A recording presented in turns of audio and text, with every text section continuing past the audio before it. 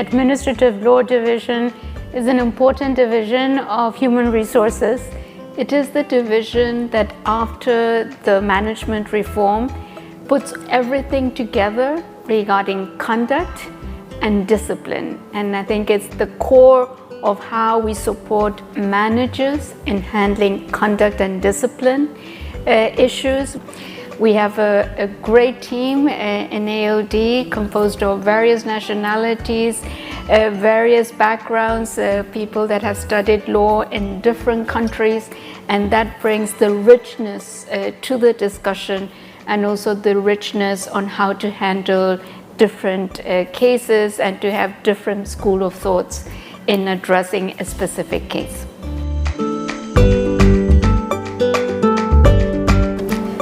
The Administrative Law Division was established in January 2019 following the management reform.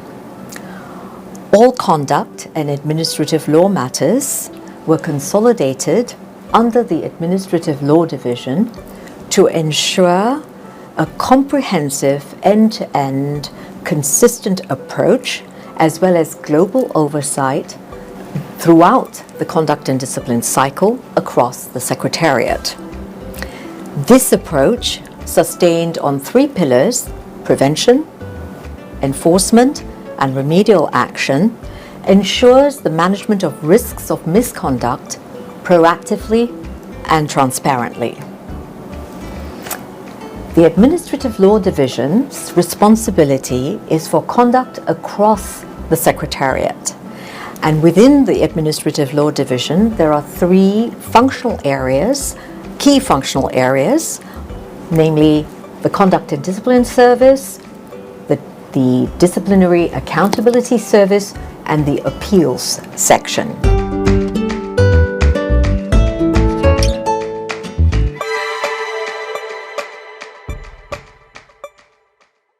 I think we've had a great impact in terms of ensuring accountability and strengthening accountability for conduct across the organization and across all levels, particularly in our work on prevention and raising awareness, not only within the Secretariat, but also with member states, and helping them and supporting them as they look at practices that they can draw on from each other, but also with the support of the Secretariat and in partnership to address issues of SEA or paternity claims.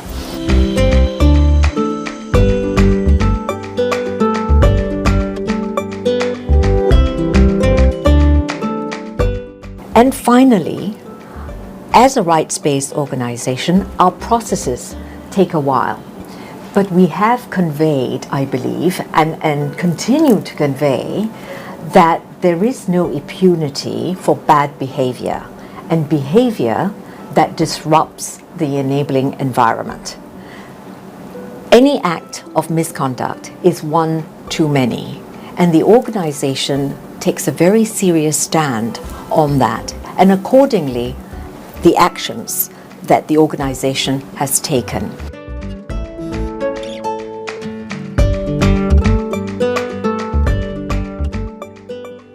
While we've taken a serious stand, we're also doing it within a people-centered, victim-centered approach, which is integral to our mandate when we are handling cases. The appeals section has two teams, one in Nairobi and one in New York, and they're composed of lawyers and legal assistants who are responsible for two primary functions. One is providing legal advice and guidance on internal justice matters, and the second one is representing the Secretary General before the internal justice system of the United Nations. The internal justice system is composed of two tribunals. One is the dispute tribunal and one is the appeals tribunal. Our team devises arguments and presents arguments and evidence and examines witnesses before the dispute tribunal. We use the outcome of those cases, the judgments, as a basis for our advice to managers on how to improve both the legal framework of the organization but also the decision-making of the organization. The most important aspect of our work is that it introduces accountability to the organization, to both its staff, who can present cases before the internal justice system, but also for managers with respect to the decisions they make, and also to the member state.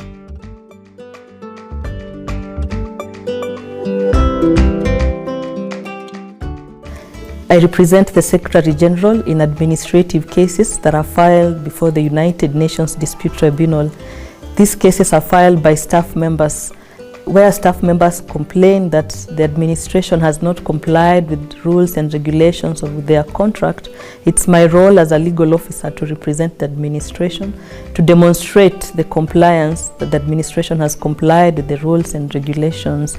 We also ensure that secretariat entities, including field missions, understand rules and procedures and policies and apply them consistently and regularly to ensure that there's justice across entities and in their day-to-day running and operations.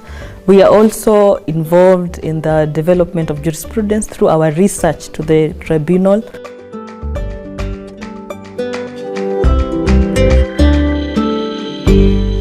The fundamental work of the Conduct and Discipline Service is to provide support to not only senior managers within the organization, but to member states, and in particular, member states that have provided uniformed personnel to the organization.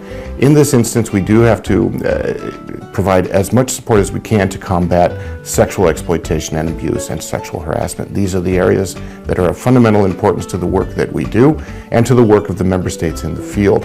This is particularly important because, and as a result of some of the activities of certain members of the uniformed personnel, we do have victims of sexual exploitation and abuse, and we do, as an organization, have an obligation to provide support to those victims where we can. And for that, we liaise very closely with our main stakeholders, the Office of the Special Coordinator for Sexual Exploitation and Abuse, and the Office of the Victims' Rights Advocate.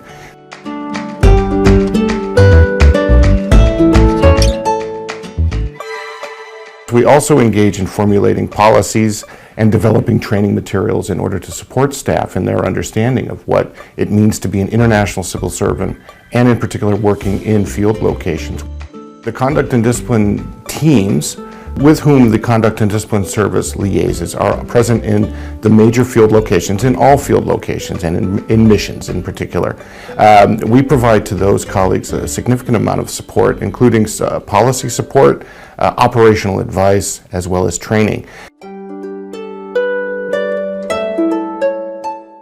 I work on the trust fund in support of victims of sexual exploitation and abuse, which is managed by the Conduct and Discipline Service. The trust fund was established in 2016 with a goal to provide funds for specialized projects and seed funds towards assistance and support to victims as the victim assistance strategy of the UN remains unfunded. These are voluntary contributions generously provided by 24 member states.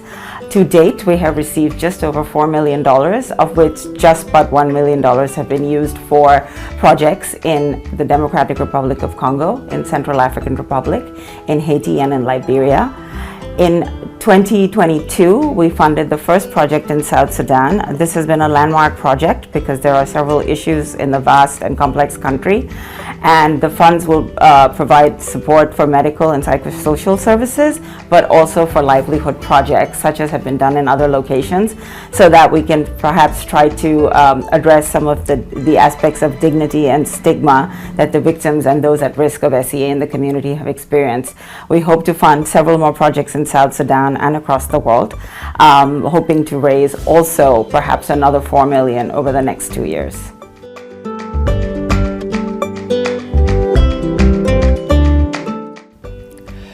The Disciplinary Accountability Service, or DAS as we call it, is responsible for handling all cases of misconduct involving staff members secretariat-wide. Our functions include reviewing investigation reports and the underlying evidence in order for us to make a recommendation to our senior managers as to how to handle the case, how best to proceed with the case. The process for doing this review is done under the guidance of the staff regulations and rules and the policy framework for misconduct issues. It's an intense process. It requires a lot of close and detailed work.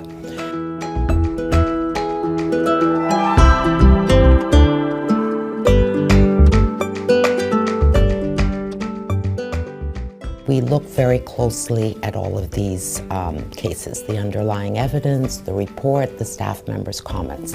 Sometimes, after that we review and we realize we don't have sufficient evidence, we will recommend that a case be closed with no action against the staff member.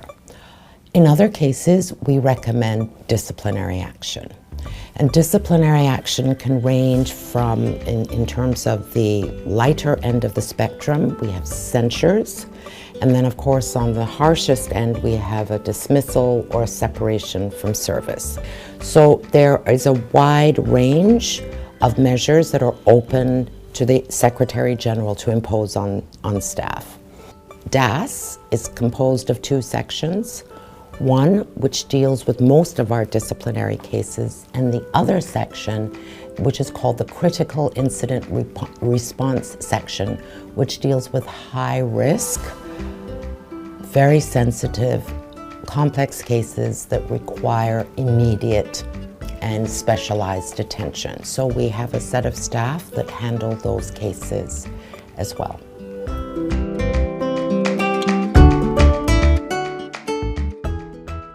I work for the Disciplinary Accountability Service. My main responsibility is to keep track of the life of disciplinary cases and update our database to provide accurate statistics.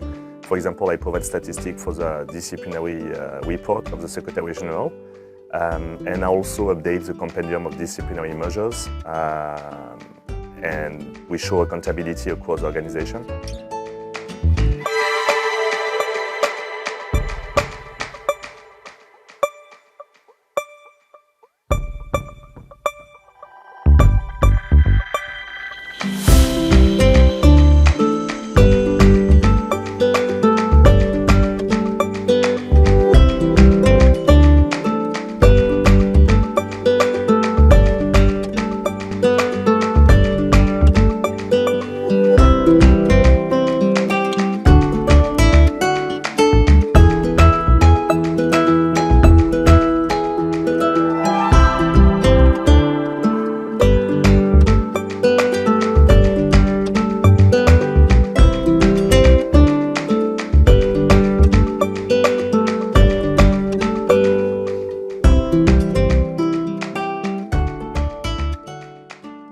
I came to Bentiu to see firsthand the implementation of a project supported mostly by the Trust Fund in support of victims of sexual exploitation and abuse.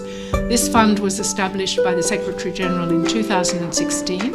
It is funded by voluntary contributions of member states and withheld contributions in relation to substantiated allegations of sexual exploitation and abuse, so as to provide a safe space for women and girls to be, and also a income-generating project support, as well as medical, psychosocial, and maybe a little bit of legal if that's possible. We also had the chance to take a field visit, and we visited a project that is funded by the Trust Fund to help victims of sexual exploitation and abuse, and we were able to see where the money or the Secretariat services that we provide directly to that fund were played out in real time. We manage the trust fund that supports this project, and it's important for us to see the setup and also to visit with the project to ensure that it is providing the necessary support and having the necessary impact.